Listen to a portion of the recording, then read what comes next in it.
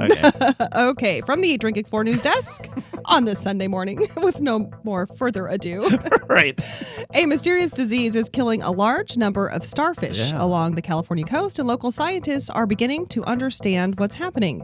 Professor Pete Raimondi, chair of the UC Santa Cruz Department of Ecology, heads up the Long Marine Lab and tells us the problem started this past summer and isn't showing any signs of slowing down. It's likely a bacteria causing the sea stars to waste away, turning into a gelatin-like blob within a matter of days from the first infection.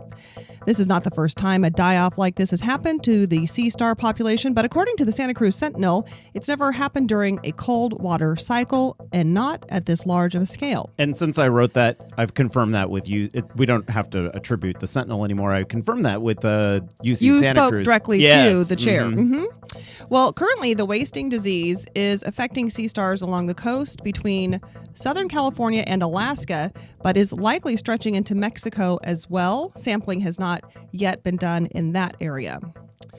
In the state of Hawaii, leaders are taking on GMOs and pesticides at the local level.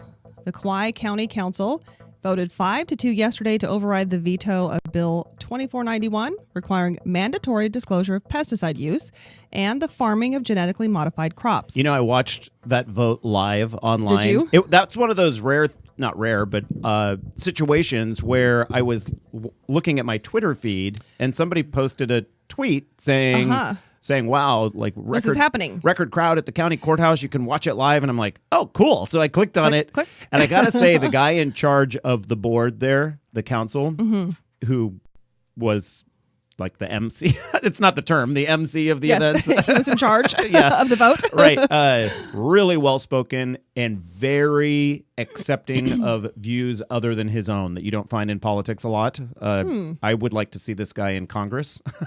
You're going to vote for him. Well, I don't live in Kauai, but I could. Move to Hawaii so that you can. Right. Anyway, it was fascinating to watch, and there was a huge cheer when this vote came down. Well, the mayor says he vetoed the bill because the county does not have the authority to regulate beyond state and federal rules regarding these controversial ag practices. He does, however, support voluntary disclosure of GMOs and pesticide use. This is, of course, not the last we're going to hear about this. No, and one of the companies affected there in the county of Kauai, which I believe it is the entire island, is the Kauai coffee, the largest grower in the U.S., in the entire U.S. That's amazing when you think about where it's located in Hawaii. That is the largest grower. But they have climate for it. So. Oh, for sure. And then a bunch of chemical companies. Yeah, Syngenta, DuPont, Dow AgroSciences will all be affected. But the coffee company, obviously, will have to think about its best practices. Yeah. Well, outdoor clothing company Patagonia, based down the road from us in Ventura County, is celebrating its 40th anniversary this year, and I like the way they're doing it. So do I.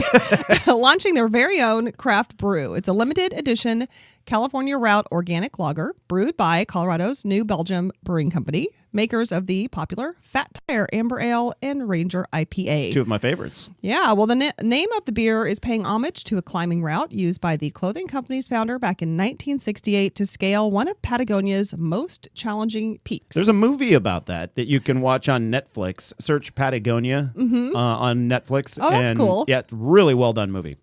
Well, the idea behind this 40th anniversary brew came from Claire Chonard. That's the daughter of the company's founder. California Route is canned, not bottled. It's a current trend among ecology-minded microbreweries. The company says on its Facebook page, the beer is, quote, canned for adventure. Ooh, I like that. Yeah. And who wouldn't? Cans are easier to pack when you're hiking and can be easily compacted. For packing back out, more importantly, right? Pack it in, pack it out. That's the deal, right? Yeah. And you should start seeing those cans in retail stores, bars, and restaurants anytime now. I think we have time for this last one. This last one. Okay, here we go.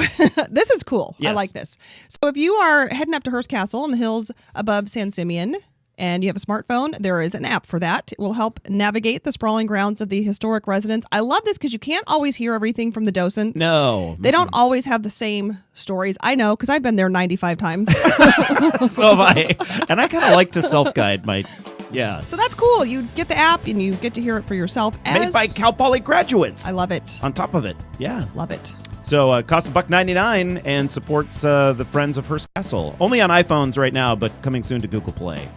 Okay, it is Good Nutrition Month, also National Pomegranate Month. Can't live without it. We're back in just a moment with the travel segment.